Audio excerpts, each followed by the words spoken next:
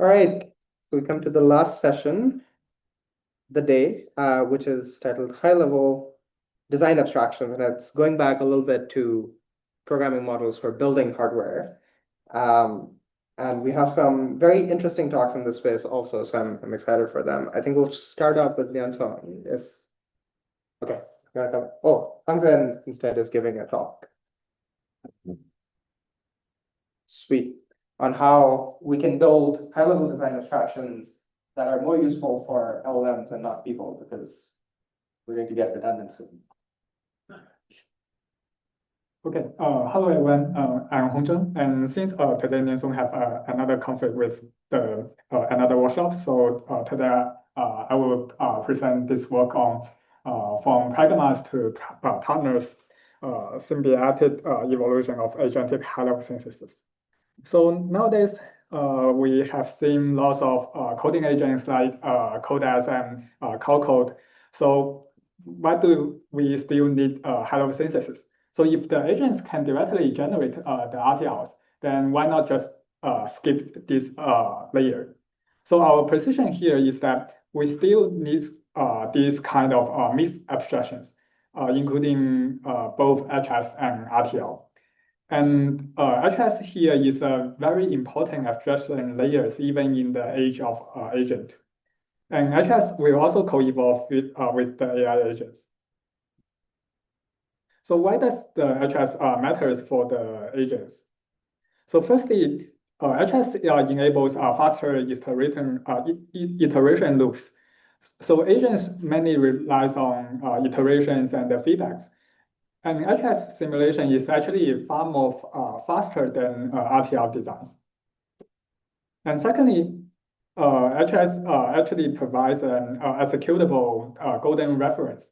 So RTL does not offer a clean semantics, but HS provides a reliable correctness anchor. And lastly, in HS, we can also enable structured and searchable design space. Since RTL is very brittle to transform the program, in HS, we can expose those structured transformations that agents can export, which is also the permutability that we called in our paper. And what are the HS limitations that the agents can address? So firstly, about the performance feedback.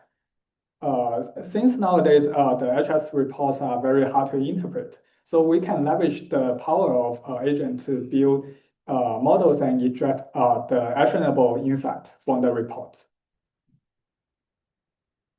And HS also requires some rigid interface. So the current HS tools only offers some limited interface choices, and there's no support for customized interface or protocol. So using agents, we can automatically generate the adapter to bridge the different systems and the interface. And lastly is about the debugging. So using agents, we can debug across different levels. We can use agents to generate the harness, test benches, and other testing stuff to drive the testing with high-level workflows.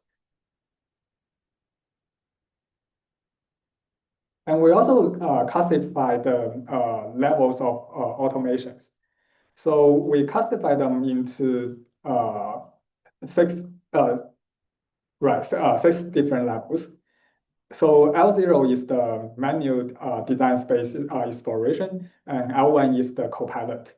L2 is auto-tuning the design. So currently we are at the level of L1 and L2. And in the future, we may also want the agent to be L3, L4, and L5. So L3 is the graph-railed agents, which can reason and do some verifications and expand the code. And then L4 plus is the autonomous agents that can fully generate the design by itself. And we also address some key questions from the reviewers. So why don't the LLMs just invent their own abstractions? So yes, but the LLM in the end will also need some structure, composability, and executability. So finally, the abstraction will very similar to HS. And why don't we just improve the existing HS tools with our LLMs? And I think that's also exactly our position, that HS and agents can co-evolve as partners. And lastly, does this improve the final performance? So not exactly. So using agents, we can enable better search, and better search can also lead to better final results. So the takeaway here is that HS gives the agents what they need. You have a faster iteration loop, a golden reference, and a searchable design space. And agents can also adjust some key HS gaps, including the opaque feedback, the rigid interface, and the fragment debugging. And currently, we are at the level of L1 and L2, and in the near future, we may probably achieve L3 agents. And so in conclusion, the path forward is symbiotic. So agents can make the HS better, and HS can also make the agents more capable. Okay, thanks. I think next up we have a virtual talk from Sujay, who's, I think, joining us from the tropical beaches of Santa Barbara. Well, the joke will eventually land once he shares his screen. Hi, I'm You renamed okay, it's joking, man. Never mind. Look at the name of the paper. Take it away, Sujay. I'm Sijie. I'm advised by John, and this talk is mainly about an idea of making time a first-class abstraction or support in high-level synthesis area. Well, the motivation is simple. Modern high-level synthesis is mostly CDFG based, which is controlled data flow graph. And this abstraction is great for scheduling, pipelining, and resource mapping, but it has a key limitation, that is, it doesn't make timing explicit. So, well, time constraints are usually recovered later through like pragmas or dependency analysis or other backend decisions.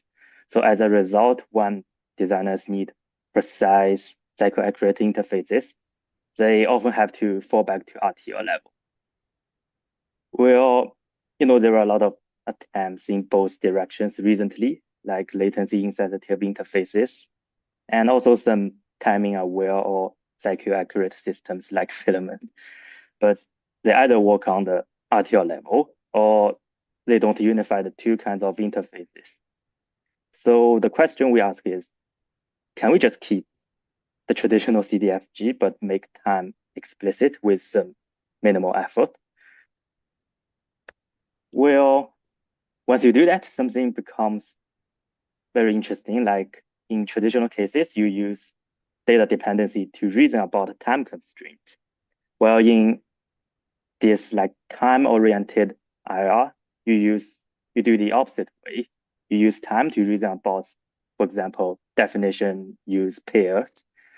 So instead of saying like this operation must happen after another one, we say this operation happens at time t2 after t1. So in some sense, time subsumes most of the necessary information for scheduling and execution ordering. Well, here comes the tropical time.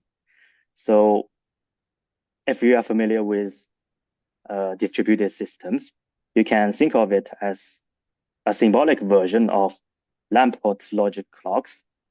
You can take a look at this figure, but we replace these scalar values with totally symbolic expressions. And the time algebra is very simple. We have t, which is a symbolic time. We have delay, which is as some constant values. And you can also take a max of two time expressions. Despite of this simplicity, we think this is expressive enough to capture synchronization, constant latency, and joins across parallel paths. And because everything is symbolic, you can perform a very efficient interval-based analysis. It's based on some graph traversal algorithms, nothing special. Well, we can take a look at this concrete example. So wait produce some symbolic trigger time. So it can be, so when I say symbolic, it can be both like latency abstract or unbounded latency or unbounded event. And this sample reads at an explicit time. And we use this max of the two time to perform a join. And you can see instead of some implicit dependency, we write down when things happen by time algebra. So this keeps the CDFG-like structure, but now timing is explicit and analyzable. Well, you can also take a look at this value 1 and value 2. They are valid after the max of T1, T2. And you can also see there's no ambiguity because this value 1 and value 2, they refer to the definition of the sampled values. And I don't plan to go through it in detail, but there's also a way to capture some loop conditions. We can say the loop is well formed when there's no like future peaking, which means the next iteration cannot be like earlier than the start of the current iteration. And also we have the finite in-flight concurrency. So we can only keep track of finite number of in-flight execution of iterations because we have limited memory or states. And yeah, you can also take a look at there's no ambiguity in the use and depth of this loop carry accumulator. So, but as you can see, this approach is not trying to solve everything. Well, it's not for some irregular protocols like arbitration or some out of order execution. They may not be like, they may be too complex or not suitable for our simple time algebra. And also, I think for the composition, so currently only model times within a module. So we compose modules via some raw connections between the pods. So I'm also curious to listen to your case. So I think that's it. Thank you for listening. Thanks, Ajay. All right, and for our last and truly final talk, we'll have Jingtao, also from UCSB, talking a bit about unifying the abstractions of HDLs and HLS programs and how that's even possible. Hi everyone, I'm Jim Hao from UCSB, and these are my co-workers, and I'll talk about unifying HLS and RTL with Hyman type as a position. So hardware designers today are facing a binary choice, like whether they're using RTL or HLS to design their hardware. RTL gives a precise timing and explicit resource control, but it's also manual and tedious, error-prone in practice. HLS, on the other hand, has the automated scheduling and to be productive, but the results are unpredictable and opaque. So the designer must choose between them or compromise, and we are in a position that actually, in some way, we can unify them. Our inspiration comes from the filament time and type, where provides the static guarantees of the timing correctness. So for this example, if a multiplier starts as timeline g and its delay is 2 cycle, the output can be used at g+2. This is actually in the same structure as the HOS scheduler SDC constraint system, where we model two operator with their delay when they have dependency. So that's giving us a position on why we are starting the unification from the filament timeline type.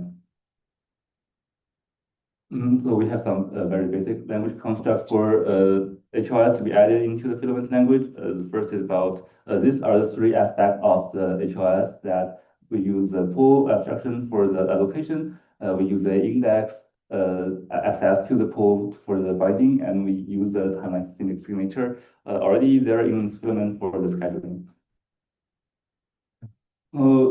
There we introduce the question mark. It can make the constraint partially specified.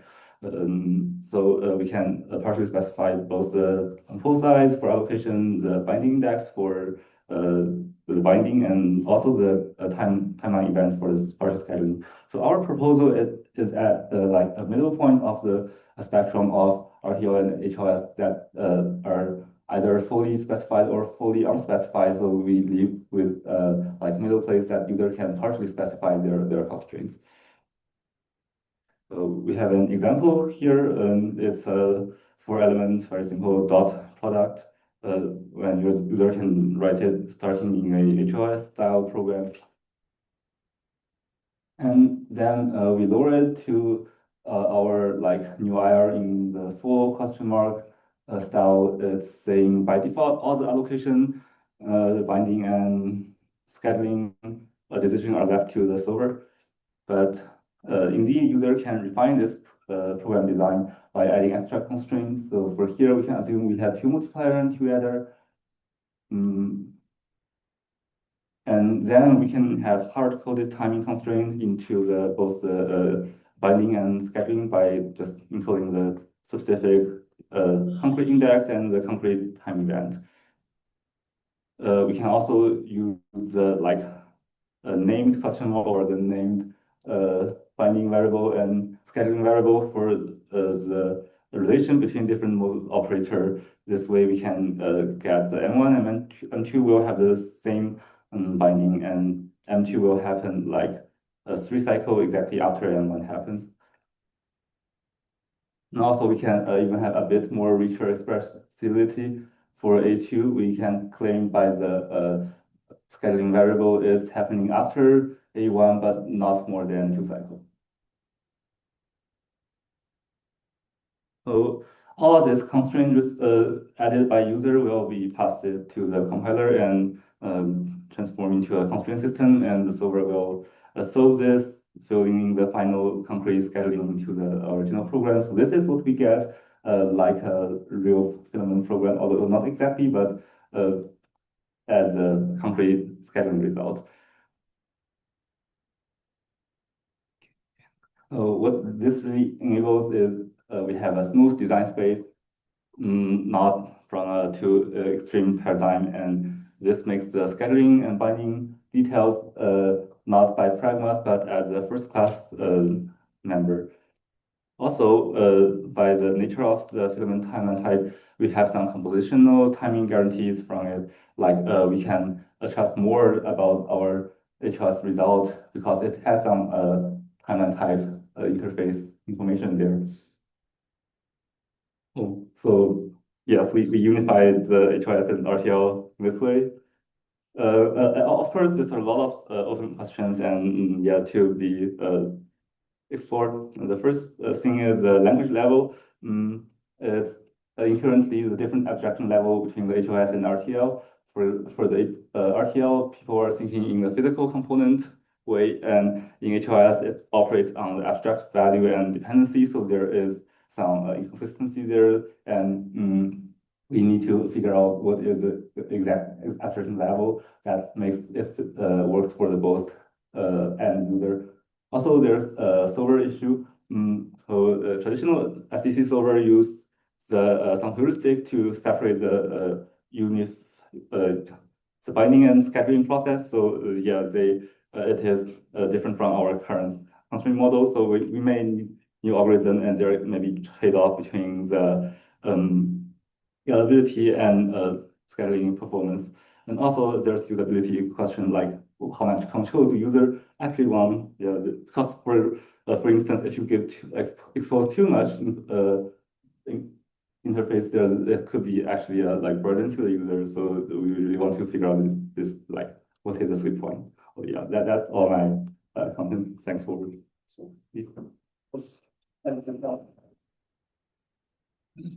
We'll have a quick discussion for, let's say, about 12 minutes and come back at 5:33.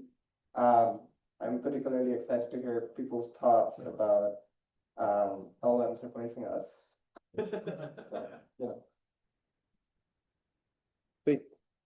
I think one high-level question that came up in our group that's being written right now is the session is about really building high-level abstractions for hardware design, but there's a bunch of problems that you care about, like physical design and verification that we've seen through the rest of the day. And those become really hard. I think one of the points that came up is that if you use an HLS tool and you're doing like a chip tape out, when you use an HLS tool to make a small change, that might cascade into a humongous change at the Verilog level and downstream at the transistor level. And that makes some of these processes harder. And I'm curious, this is maybe a little bigger picture, but like I'm curious what you all think about how maybe we can get that in control, or maybe you could tell us that it doesn't matter and we should just like be running HLS tools over and over anyways. But I'm just curious on what the takes are. So maybe we'll start with the in-person folks here, and then Sajay, you can go after them. Thanks.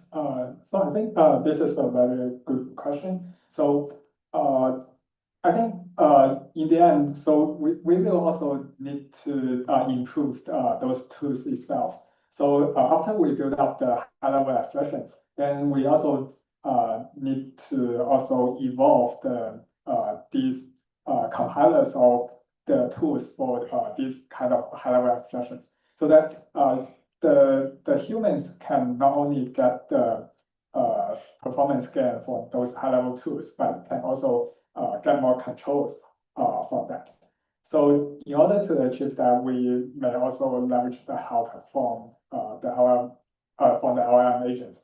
So yeah, so I think in the end, we may somehow achieve a balance of automatic between automatic optimization and manual control, so that yeah, so probably that will not be the issue anymore.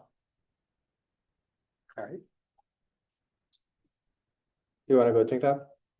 Yeah, I think my one perspective I can curious, maybe there is some space for us to improve the compositional of the design. Because just like what Filament has already did with timeline type, it's possible to like do some type checking with the like compositional modules there. And if we can limit the scale of each HLS bit limited and like compose all the different small solution into a like larger design, it is easier for us to control the issue for like one policy makes the like global design fails. I think that's one thing that is possible to make improvements. So yeah. Sweet. So do you have any thoughts on this question that you would like to share? Great. One random work I would like to plug here that's on mine is Jose Reno's group at Santa Cruz was working on this really interesting incremental synthesis toolchain for EDA problems like place and route and just like design synthesis. And that's another like cool answer for maybe minimizing and incrementalizing some of these changes that might be interesting, which is like make the tools incremental. So this might be a complaint without a clear answer, but I think in both the, or not a complaint, but just a problem statement, that in both tropical time and this kind of mid between HLS and RTL, the mapping from true whatever C computation, pure computational description to this intermediate is it's lossy, right? There is some partial scheduling that's going on, and you can only expose so many holes, right? Because you're trying to design something that's in the middle. And same with tropical time, right? Like you're obfuscating the notion of dependencies because you're projecting into this linear temporal space. So I guess maybe just, do you guys have thoughts about why you guys picked specifically the abstractions you did to expose instead of, for example, like maybe people don't care about how many adders they use, but they care about like the control logic that HLS is synthesizing. Because there are a lot of decisions that these tools are making. So when you're trying to pick a point in the IR, you have to be careful about which decisions they've already made and which decisions they haven't, where the holes are. Yeah, maybe just like why you picked the holes you did. Does the question make sense? I think just to summarize, like there are many things that an HLS compiler does, and you choose to care about some things. Why are they the right thing, or why are they important at least?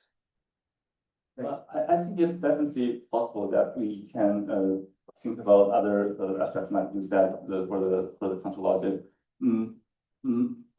I think there are several motivations. We are starting from like more like status-like time scheduling. For one thing is we already have the time attack system. It's very consistent with in the limitation of this problem scope there, because it's the SDC constraint we can generate from the operator is really like expressible with the time attack. This is it's doable, and also to me HLS like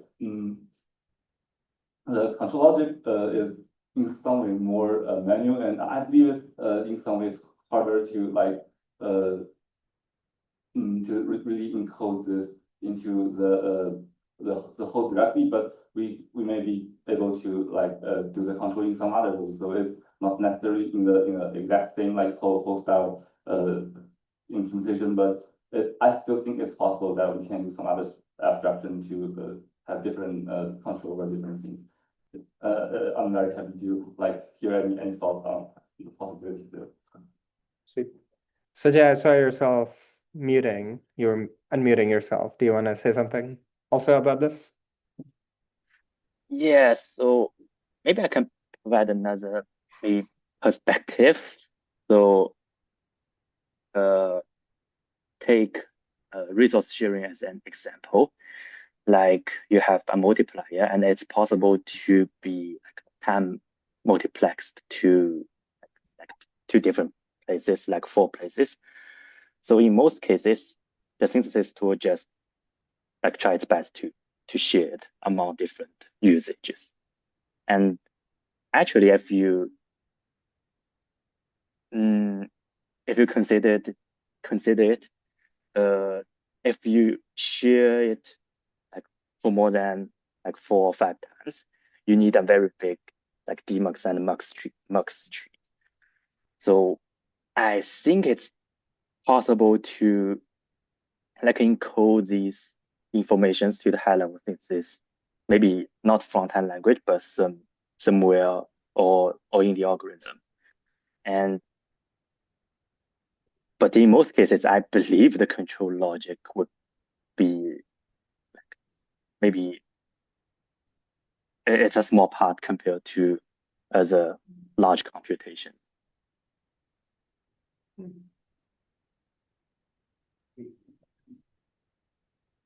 I think, yeah, the question up here, I think, Hongjian, you already answered. I guess one question I'm just like selfishly interested in is, I think we spend a lot of first ink and then words on building the abstractions today and LATTE overall. I'm just curious what people think about the role of LLMs and the impact they would have on the process of designing abstractions. So it's like, out of curiosity, 3 camps. You are either on the side of like, LLMs mean no more abstractions, we can just go home and do more important things instead of just building technical languages. The other side is LLMs don't fundamentally transform the problem of building abstractions, we just have to sort of maybe think of a new user. And the middle camp is like, I don't know.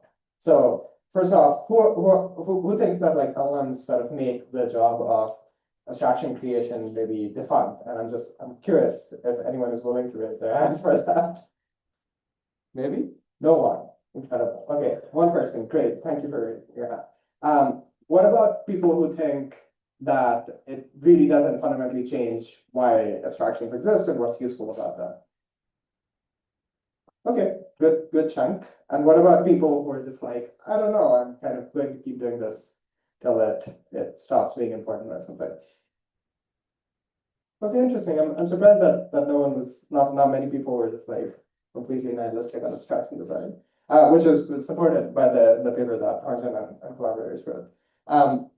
I think this is all of the questions we have. So let's thank the speakers one more time. Thank you so much for making through. I know it was a lot of talk, but I hope you enjoyed it. And now we're just going to move on to closing. Great.